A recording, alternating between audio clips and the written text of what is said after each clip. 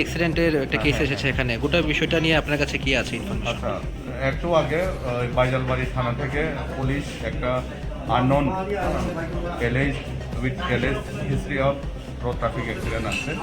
রোগীর অবস্থা খারাপ, রোগী গ্যাসপিংয়ে আছে। তো আমরা যত পারি ফার্স্ট এইড আমরা করি।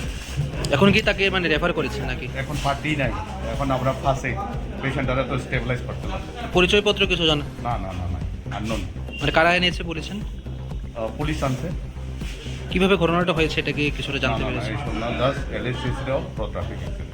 কটার দিকে এনেছে এখানে? ওই তো এখন কয়টা বাজে?